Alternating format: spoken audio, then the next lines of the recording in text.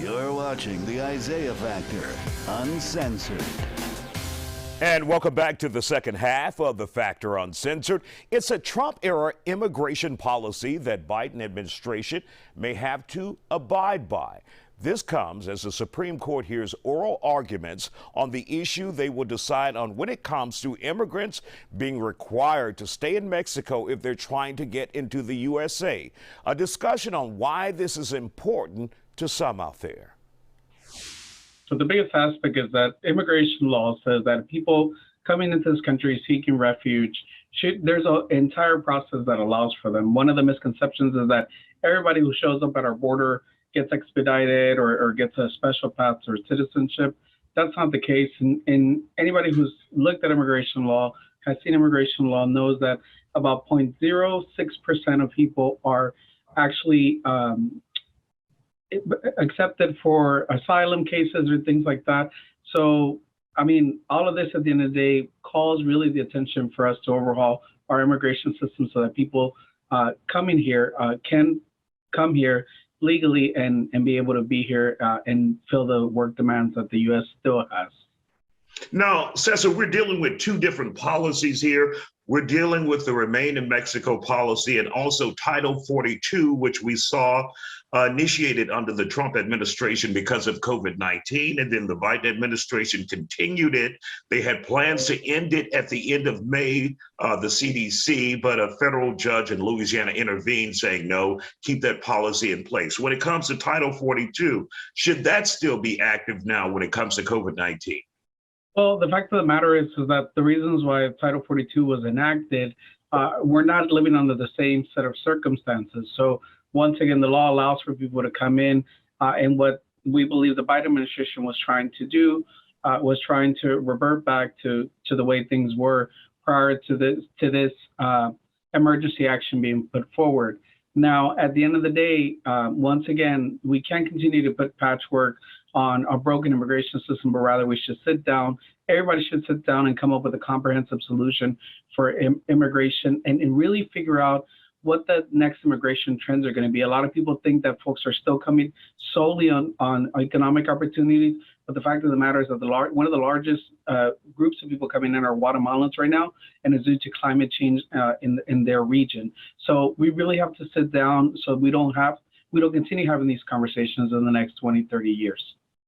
And Eric, you would have to agree with Cesar on one point. We do have a broken immigration system here in the United States. But when it comes to Remain in Mexico, that policy that says immigrants who are trying to gain asylum here in the United States must stay on the Mexico side until the process works its way through the system. Your position on that?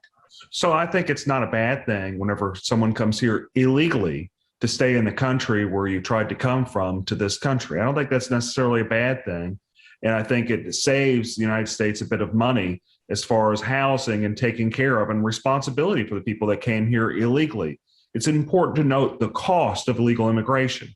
I tend to think that we as a country should take care of our own people, house, the people that are needy to some extent, feed, make sure, educate, those basic things we should at least try to do.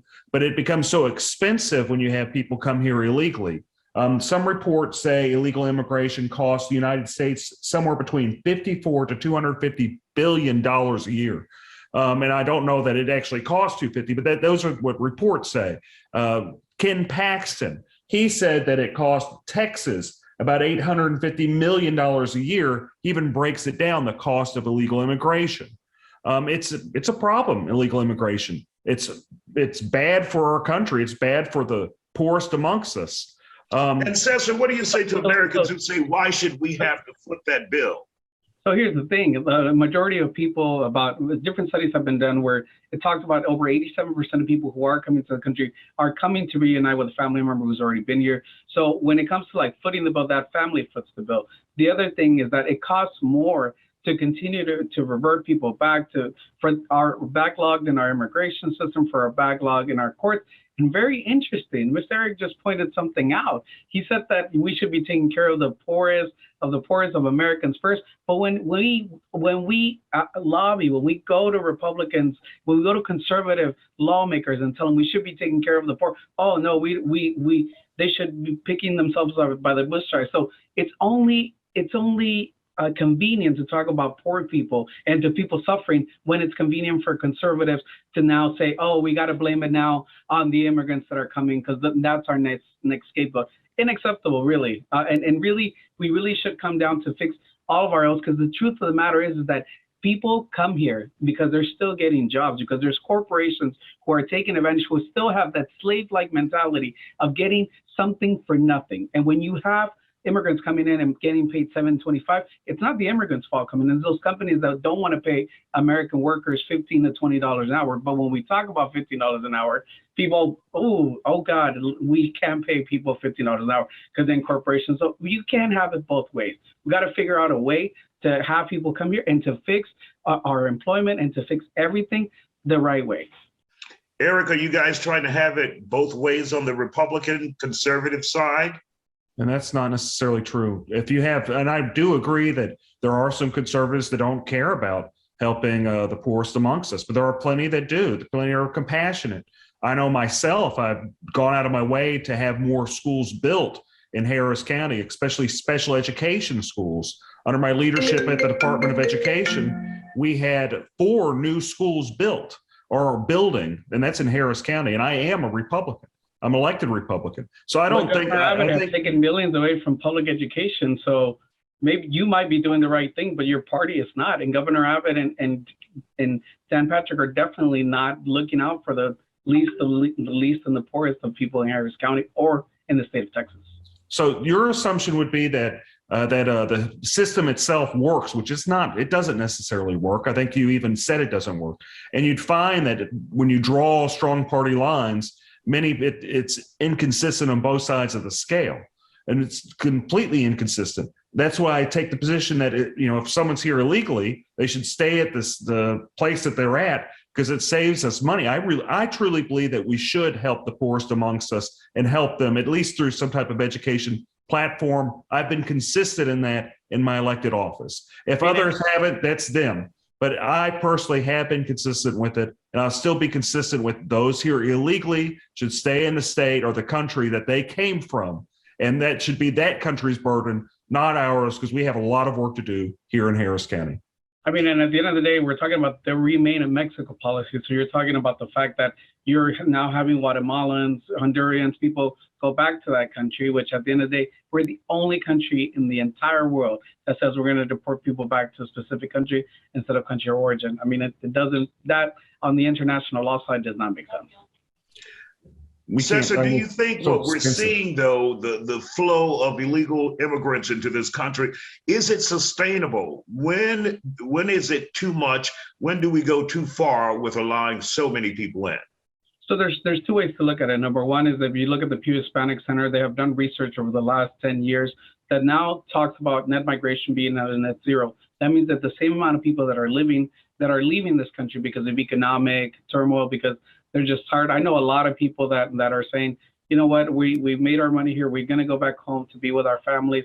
So the net migration numbers of net migration are a net zero.